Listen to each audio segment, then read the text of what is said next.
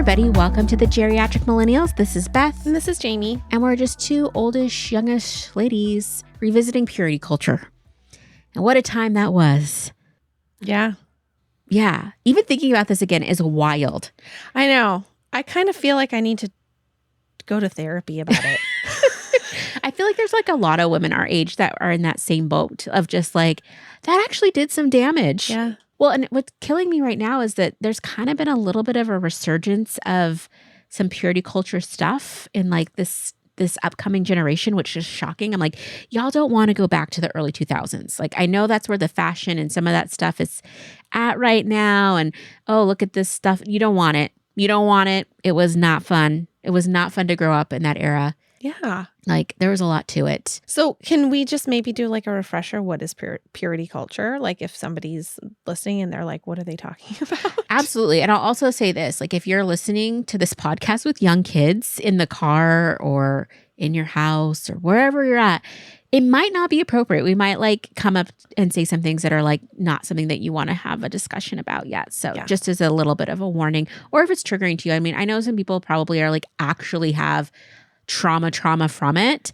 And I don't want to have anybody get something like re-triggered just on their way to work. So this might not be the... Well, and also some people might just be like, yeah, I still believe that. And what's wrong with that? I mean, it's all of its choices. It is. And it's just, I think that's why it's being referred to as culture. Okay. So wait, go back. What is it? So I look at purity culture as, for me, it defines an era of when I was growing up. So that was like in the like late 90s. I mean, I'm sure it started earlier than that, but like the 90s through the like early 2000s to 2010s, where there was this real emphasis on staying pure, keeping pure, like not having any sexual relationships. And it all was very church-based. Like you're saving yourself for marriage.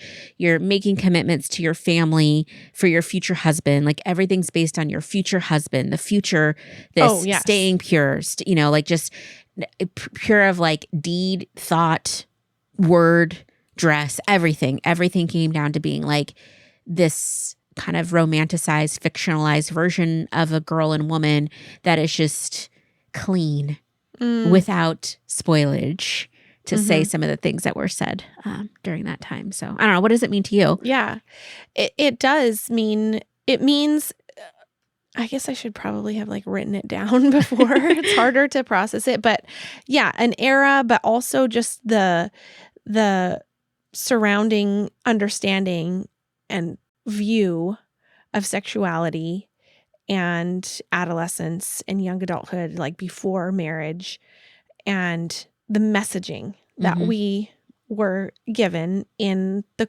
church context. Because I don't know what the messaging was outside of that, because I wasn't outside of it. I was in it.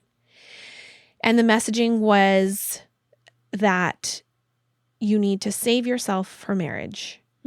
Everything is like this huge gift that you can give your future spouse, that if you save yourself and you don't have sex before marriage or outside of marriage, like that's the goal. The goal is to be a virgin on your wedding night and remain pure, and you don't want sex, don't have sex, don't tempt yourself, and save all of that for one person beginning on your wedding night. And with no information about sex itself at all. Just don't do it. Yeah.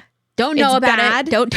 It's a horrible sin. You're going to be ruined forever. No one else will ever want to have sex with you if you have sex before marriage, and you must save yourself at all costs. And like, that's just like, that was just normalized, and that was just understood. And yet, people are having sex. And then it was like this whole shame thing of like, oh, the people that are having sex are going to hell, or they're like really bad. Yeah. And now they need to marry that person, kind of a thing. Yeah. Because they've had sex with them. And like, it's just all of those kinds of messages being the norm of where I grew up and the people that I was with and the culture. And so like here, I wasn't really in church culture at the time, but there was a huge abstinence-only push. So I remember we had abstinence-only assemblies, like in At high school, school? at high school. At public high school. Public high school. I remember a guy came in. He never brought up church, but everything he said was in line with that. Very much like very like, you know, one of the things I wrote down was a story he told, you know, and it's just like a lot of his words stuck with me because I think I was 15 when I saw it, and I took it as like law. And then it got kind of, I was hanging out with some church kids and they were very much in that realm. And so it just kind of like kept getting like drilled back into me, and it became like a silo of like, yes, this is the way to be. Do you think it had anything to do with AIDS? I think that there was kind of like a, you know, like the early 90s felt a little bit more like wear condoms and like, you know, like there was AIDS and stuff, but there was also a lot more talk about sex. I think it might have been a little bit of like a backlash to that, you know, I don't know.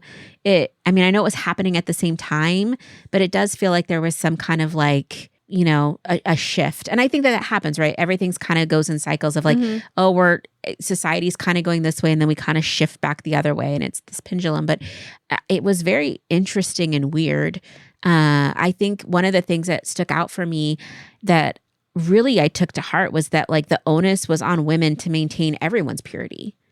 Like, I don't remember them talking to boys the same way they talked to girls. I mean, they did, I'm sure. And I remember hearing them, but a lot of like the like blame and shame felt like, but women are the temptress.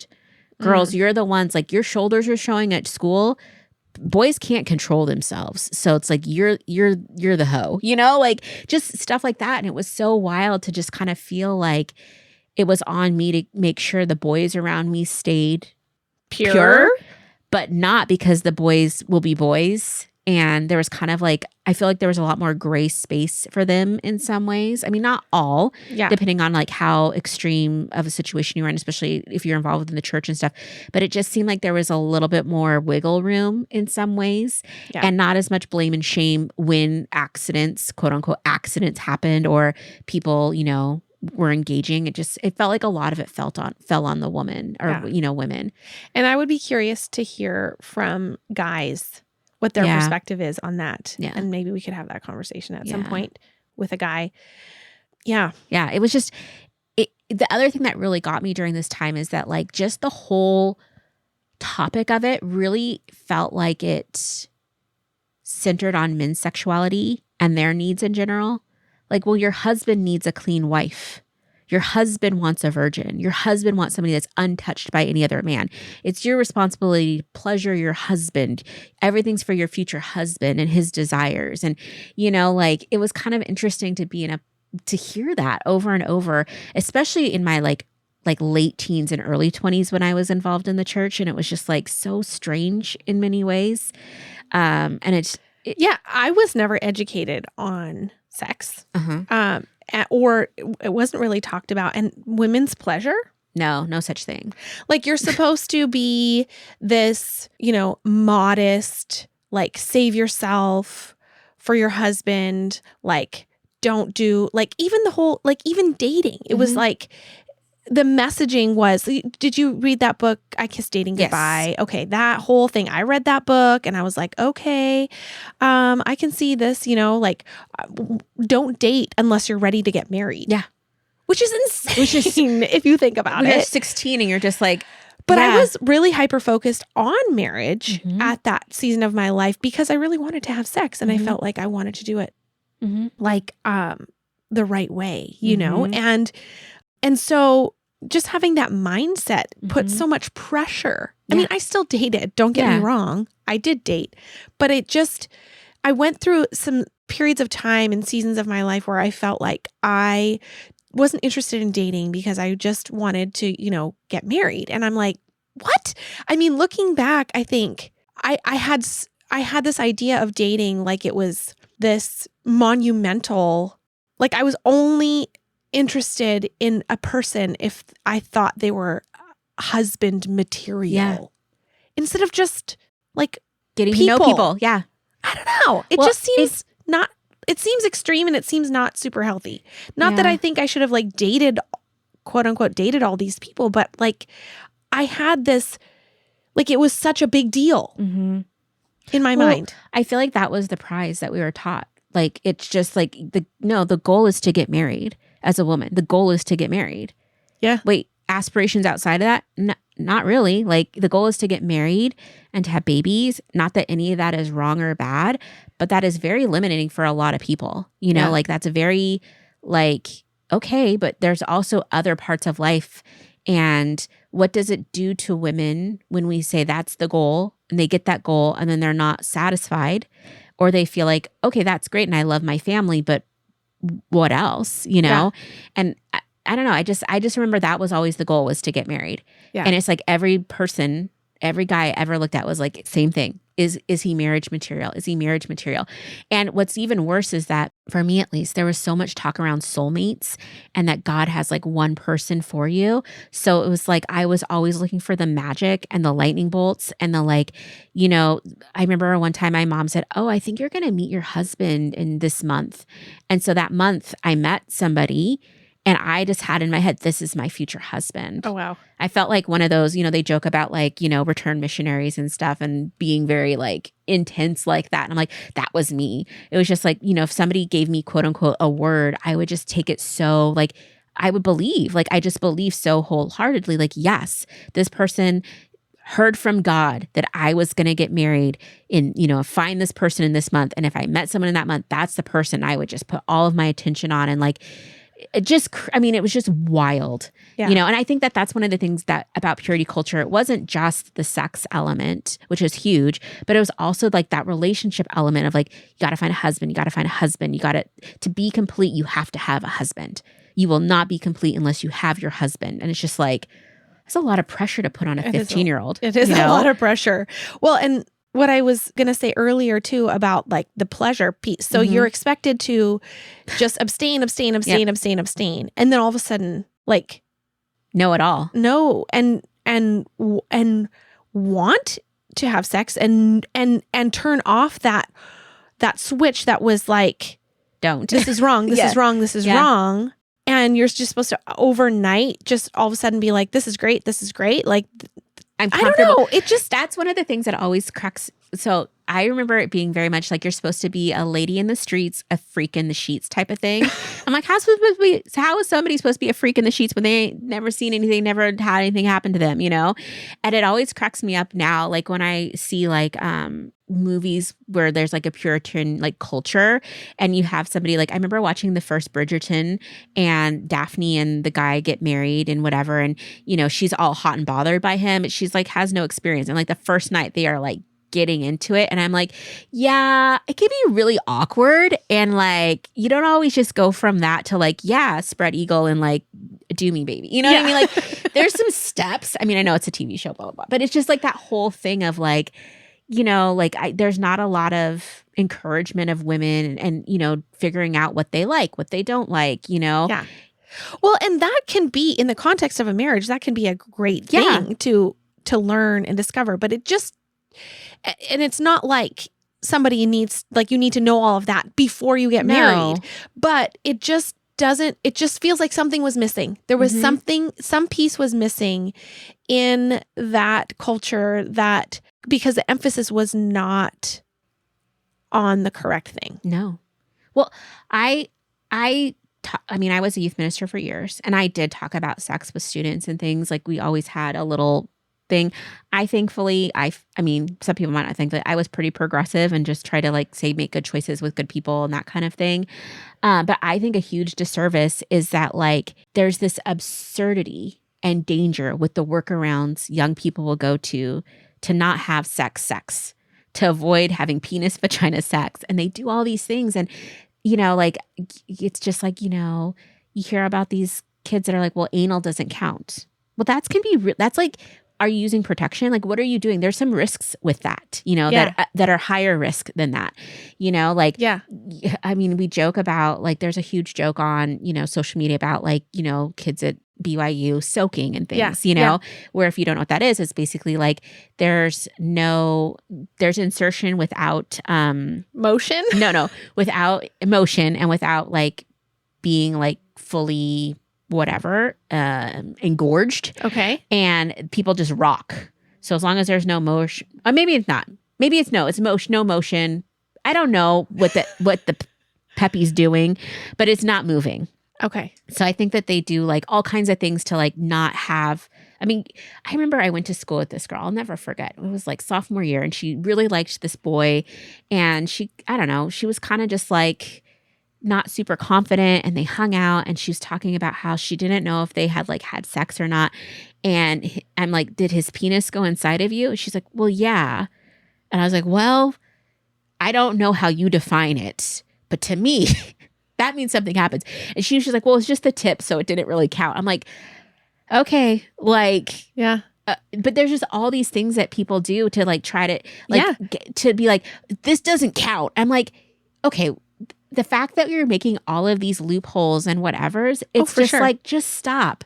Like, if you want to be intimate with someone, be safe, be smart, be intimate with that person. And you got to get over all of that other stuff, because it's all the same. It's the same. Right. Like, well, like, okay, so is a barrier just a condom, or what about clothes? Exactly. So where is the line? And that is something that I was always confused about too. Yeah. I didn't quite know where the line was. And purity culture, like at least when I was like in the thick of it, it didn't say anything other than don't have sex. Like it meant like the way they said it, it made it seem like it was just like penis and vagina sex. Yes. Yeah. But then that was like, my understanding. But then it was like, but what about this? What about this? What about, there's like about 5 million other things you could do. And then and also, well, it didn't address like people that are like, gay, lesbian, bi, this, all these other configurations. And I was just like, oh my gosh, it's too much. It's too much. Yeah. But it was an overwhelming time. I remember, so this guy, they brought this purity guy in that did these talks all over Washington State. I think he even had a PBS special at one time, and I thought he was like amazing. He's like an older guy talking about sex and stuff, and he was telling kids like, if you are having sex with your boyfriend or girlfriend, just stop for 2 weeks and see how the relationship works, and just give all this stuff. And to me at the time, it was all clicking and making sense, because it was like echoing back things that I already was like kind of hearing. And this story still sticks with me. Like I'm 15, I am sitting in the assembly like auditorium at my high school. And he was talking about this story, how he's working with this guy, and this guy had like really been into like pornography and like Playboys and stuff back when pornography was physical. And so magazines, like in magazines. And he was saying how, he felt so horrible because when he had sex with his wife, he would just see those girls in the magazine and how much shame and guilt it brought him, which I was like, okay. And like how horrible it was and how you never want that and blah, blah, blah. And I just remember like, oh my gosh, yeah. Like I never want that. And it just was just like, oh my gosh, there was a lot to unpack there. And that was not necessarily like what a 15-year-old needed to hear. Right. And not have any more communication outside of this hour-long assembly, to like dig into it more and be like, okay, well, there's lots of reasons for that. And what, and that doesn't mean it's going to happen to you. And it doesn't mean that the man you're going to be with is just thinking about all his ex-partners, which is like something that I struggled with, was like, oh, well, they're going to look at my body and think of every person they've ever been with, and their eyes are closed and they're thinking of her, and, there's all this stuff. And it's just like, so much of that stems back from like those early talks. Conversations. Yeah. In like between the ages of like 12 to, 18. Yeah. Interesting. Yeah. It makes me think I need to have more conversations with my kids, because I don't think they're doing those assemblies in school anymore with speakers specifically about that. Yeah. I don't think they are. Surprised. I don't know. I think I asked my students this last go around if they had conversations, and I think there was a little bit in health class over mechanics, but not like real mechanics, more like parts of the body. Yeah. But it didn't sound like there was a lot being said about all the other things around it. Yeah. It's a lot to process and to think about, and it's a lot of conversations. It's not just like a one-time conversation. And it's at every stage, right? Because you have to start as soon as kids ask questions, answering with appropriate age, appropriate responses, There is this lady that I follow on social media, and she just wrote a book, which I need to read. So her name is Dr. Celeste Holbrook. I love her. I love her so much. And she talks about purity culture. She's a sex therapist, and she talks about, she goes into way more depth than we're ever going to get to in terms of like purity culture. And she does sex education for people, and a lot of people that experienced difficulties in their sexuality as a result of the purity culture that they were raised in. And anyway, she just wrote a book called Missionary Positions, which I cannot wait to read it. I need to just order it because she really goes into depth about a lot of stuff. And I think she's a really, really good resource. And she has been for me just on her feed, like just coming across her reels and stuff like that. You told me about her years ago. And so I got her newsletter too. And it's been super helpful because some of the stuff you don't realize is like, oh my gosh, this is like little holdover stuff from this era. Yeah. You know, I still struggle. Like I wrote this down, modest is hottest. I still struggle with modesty, especially with other people. And like, I feel like I try to be open and accepting and not judgmental, but I catch myself every once in a while seeing somebody dressed in a way, like, you know, kind of giving like a little bit of a judgment. And I'm like, I don't really care what they're wearing and I don't, you know, it's whatever, but it's just, it bothers me that that's still like ingrained in me. Cause I'm like, that's such a lie, you know, it's like, you know, I've had people before have things happen and say like, oh, what were they wearing? What's this? I'm like, it doesn't matter. It doesn't matter what they were wearing. It doesn't matter this, you know, or, oh, that person's dressed this, that doesn't matter. But I know for myself, like sometimes that like comes into play, you know, like it's that like it's like an unconscious or involuntary reaction to it. And then I catch myself like, absolutely not, like whatever. But it's challenging, you know, it's so hard and it just sucks. Like I feel so happy for girls that weren't raised in that, that have a lot more like confidence in their body and with they own their sexuality. They're able to like express their sexuality in a way that's like authentic to them and safe for them and healthy for them and not having like the baggage of like, you're a dirty whore on your back. When all you did, I'm like, I just looked at the guy at the gym and I'm like, I'm not, you know, it's just, sometimes it just still creeps in. Love that. Love that. So this is just a PSA for all the young girls out there right now that are like, you know what? I think that this purity culture thing is great. I want, you know, go back to it. I'm just going to say no. You know, just don't just discover it all in a healthier way than what we did. And have conversations. Like I think that's a big part that was missing for me was the conversation with somebody that actually knew something. Yes. You know, like somebody that was married or that was open about talking about like sex.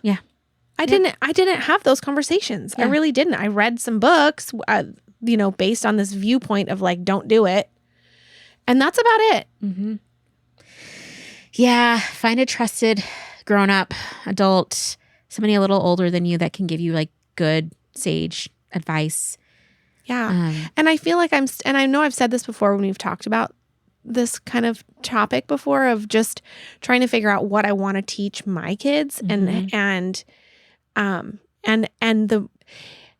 conversations I want to have with them, that I want to be that person for them, but I also think they need other people. To have that conversation with them because it's not this, I mean, because I am their mom and I had a dream, this was a while ago, and I had a dream that my son was having sex. This is I can't believe I'm sharing this, but it was like this dream that I knew that he was. It's not like I was seeing it, but I knew that he was. And I woke up and it was so real. And I went downstairs too, and I like saw he was still awake, and I was like, I had this big conversation with him because I was like, I just had this dream. Like, are you having sex with someone? You know? And he's like, Mom, like what? And I was just like, I just felt like, oh my gosh, I need to have this conversation. I don't even know why I had that dream, but yeah, it can feel awkward too. Like, you know, I want to be that, you know, safe adult for my kids, and hopefully I am. But at the same time, like it's different when it's your parent. I don't know. No, it's awkward too because I've again worked with a gajillion students, and not all of them, but some of them have come up and asked questions. And it is very awkward because you're like, first of all, gross, like you're a child, but then you're like, okay, but you're like this old but I get it, you know, but at the same time, it's like, this is such a weird, like, I get it. Nobody wants to have these conversations. Nobody wants to think about their parents having sex. Nobody wants to think about their kids having sex. I don't want to think about anyone having sex, really. Like, everybody to me is a Barbie and a Ken doll. Like, please, I don't want to know about anything at this point. But it's part of human life, and it comes up, and it's, you know, one of those things that's really important. And Yeah, it's super, again, I'll just say it, purity culture was super annoying.